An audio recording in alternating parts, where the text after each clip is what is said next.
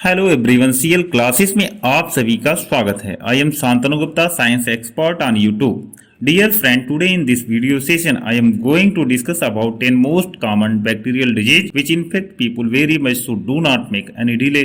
Let's begin.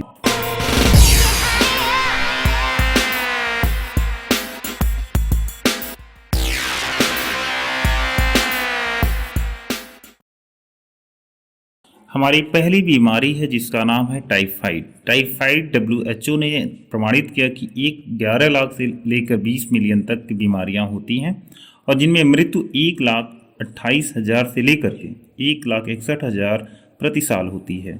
Typhoid बीमारी का कारक एक जीवाणु है जिसका नाम साल्मोनेला टाइफी है, जिसका टाइम ड्यूरेशन समय जो होता है 3 से लेकर 4 वीक तक रहता है।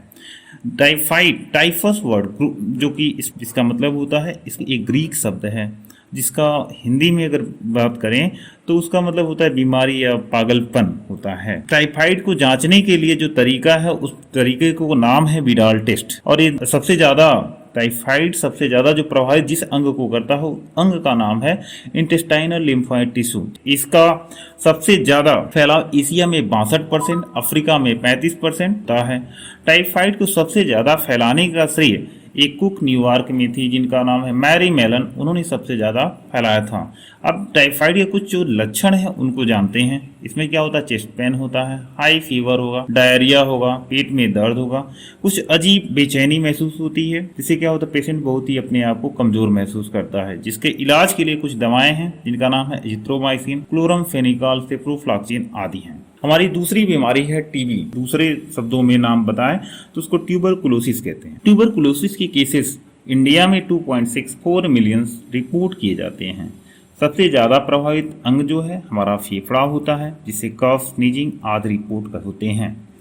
इसके लक्षण जो है चेस्ट पेन, रेडिस हो जाएगा, चेस्ट पेन होगा, कफ होगा, शॉर्टनेस इन ब्रीदिंग होगा और जानवरों और इंसानों में दोनों में होता है। तो जानवरों में जो फैलाता है उस जीवाणु का नाम है मायोबैक्टीरियम बोविस और इंसानों में जो इस जीवाणु जो फैलाने वाला इसका जीवाणु है उसका नाम है मायोबैक्टीरियम ट्यूबरकुलोसिस। इसके लक्षणों के बारे में अगर देखा जाए तो विश्व स्तर में एशिया में 59%, अफ्रीका में 26%, इंडिया में 21%, चाइना में 14% ऐसे डाटा हमको मिले हैं।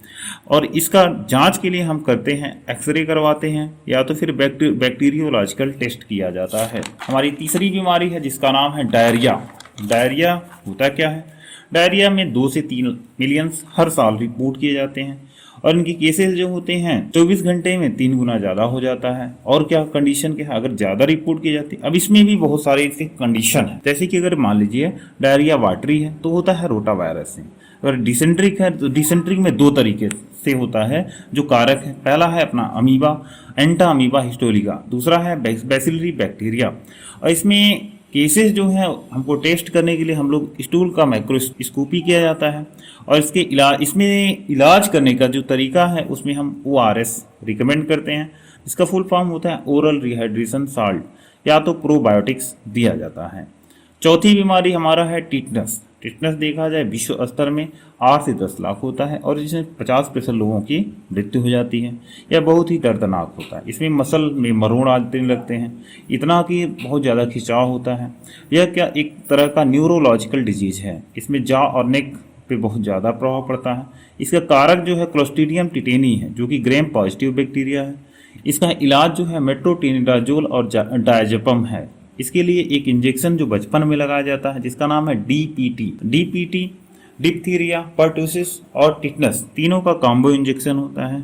इस रूप से बच्चों में 3 टीकों के 2 ग्रुप लगते हैं। पहला अपना देखा जाए तो पहला टीका लगता है 6 वीक के बच्चे में, दूसरा टीका लगता है 10 वीक के बच्चे में, तीसरा टीका लगता है 14 वीक के बच्चों में, उसके बाद चौथा 18 वीक के बच्चों में, पांचवा 6 साल से लेता है लेकिन उसमें DT के नाम से जाना जाता है। उस टीके को DT डिप्थीरिया टिटनस के नाम से जाना जाता है। तीसरा टीका जो लगता है वह 10 साल पे लगता है और उसको क्या कहते हैं, टिटनस, जो कि छठा है। तो डिप्थीरिया जो हमारी जो 5वीं नेक्स्ट बीमारी हमारी क्या है, डिप्थीरिया। डिप्थीरिया जो होती है हर साल 1.57 लाख लोगों में रिपोर्ट किया जाता है और इसमें इसका जो कारक है वो साइनोबैक्टीरियम डिप्थीरी है। इससे होता क्या है, कारक जो इसे फैलने का मेन रीजन जो है, इसका कारण ये है कि ड्रॉपलेट इन्फेक्शन, कफ, स्नीजिंग, टॉकिंग होता है।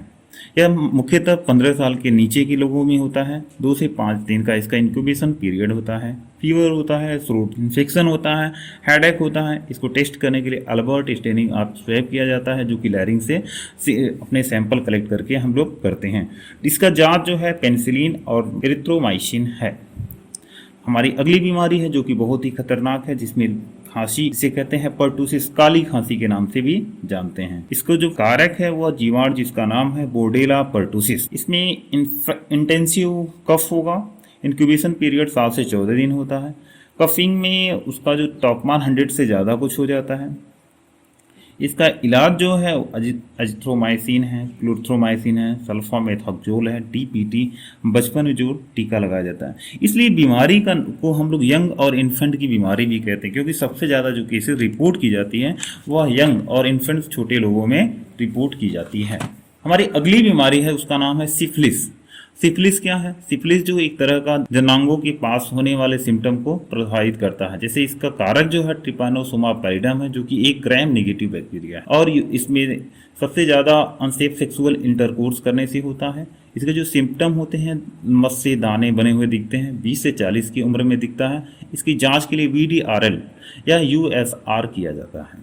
VDRL का फुल फॉर्म होता है venereal disease research laboratory test और USR का होता है अनहीटेड रीजन टेस्ट। उसके बाद कॉलेरा जो होता है वो उसका कारक है विब्रियो कॉली, जिसे काफ़ी मृत्यु हुई थी। इसको हिंदी में कहते हैं हैजा, और 1.3 से लेकर के 1.4 मिलियन रिपोर्ट किए जाते हैं, जिसमें 21,000 से लेकर 1.43 लाख मृत्यु हुई थी। इसमें क्या होता है, कॉलेरा में सीवियर डायरिया होता है और इसमें इसका इलाज करने के लिए एडल्ट को हम लोग डॉक्सीसाइक्लिन देते हैं और सिप्रोफ्लॉक्सिन नॉर्मल पेशेंट्स को दिया जाता है। अगली हमारी जो नवी बीमारी है उसका नाम है हैंसन डिजीज। हैंसन डिजीज को दूसरी तरह से कहते हैं लेप्रोसी, हिंदी में कहते हैं कुष्ठ रोग। जिसको केसेस रिपोर्ट किए जाते हैं वह 2 लाख से लेकर के 2.56 लाख रिपोर्ट किया जाता है। जिसका कारक है मायोबैक्टीरियम लेप्री। आपको पता ही होगा इसमें क्या है, फ्रेंच वर्ड से बना ना। तो लेप्रो, देखिए लेप्रो वर्ड ही लेप्रोसी का देखिए किससे बना है, लेप्रो वर्ड से। और लेप्रो का मतलब ये होता है स्केली। अब स्केली मतलब जहाँ भी होगा उसमें स्केल बनेंगे और उसमें इसके लक्षण क्या है, डिस्फिंगरिंग, फिंगरिंग होने लगेगा, जो हाथ पाँव की उंगलियाँ हैं वो क्षय होने लगेगा, नर्व डैमेज हो जाता है, हेडिटरी होता है और इसका इलाज अभी संभव है। और इसमें इसकी जांच करने के लिए हम लोग करते हैं सीवियर टेस्ट जो है वह नर्व फंक्शन टेस्ट किया जाता है और स्किन की बायोप्सी की जाती है। और इसका एक और टेस्ट है जीहल-नेल्सन मेथड, और इसमें लेप्रोमीन टेस्ट भी किया जाता है। इसका ट्रीटमेंट है मल्टी MDT, जिसका फुल फॉर्म होता है मल्टी ड्रग थेरेपी। और इसमें कुछ और दवाएं हैं जिनका सैलिसिलेट है, जैसे NSAID है, non steroid anti inflammatory drugs हैं, उन सब का हम लोग उपयोग करते हैं। और हमारी अंतिम और लास्ट बीमारी जो है हमारी 10वीं है, जिसका नाम है गोनोरिया। गोनोरिया होता है एक जीवाणु है जिसका नाम है नाइजीरिया गोनोरी, और यूरोजेनाइटल ट्रैक्ट में इससे इन्फेक्शन हो जाता है। और मनुष्य में 2 लिंग होते हैं, जैसे कि स्त्री और, तो यह स्त्रियों में जो होता है इसके सिम्टम 95% दिखता ही नहीं है, नो सिम्टोमेटिक होता है। लेकिन जो मेन में जो होता है वह पुरुषों में इसके लक्षण बहुत ज़्यादा दिखते हैं। और इसके लिए हम जांच करते हैं, सर्वाइकल स्वैब लेते हैं फीमेल्स का, और ट्रीटमेंट के लिए अजिथ्रोमाइसिन देखते हैं और आराम करने के लिए किया जाता है। 3 से 6 माह तक रेस्ट के लिए संबंधित उन्हें सजेशन दिया जाता है। इस तरह से हमारे 10 और डिजीज, आपको जीवाणु से संबंधित 10 बीमारियां मिली, जिससे आपने कुछ सीखा कि आगे इतनी खतरनाक बीमारी है जो हमारे जीवन को ही नहीं बहुत सारे केसेस को नष्ट किया है। इसलिए अगली और केसेस अच्छी और इम्पोर्टेंट टॉपिक और फैक्ट के साथ मिलते हैं नए वीडियो के साथ।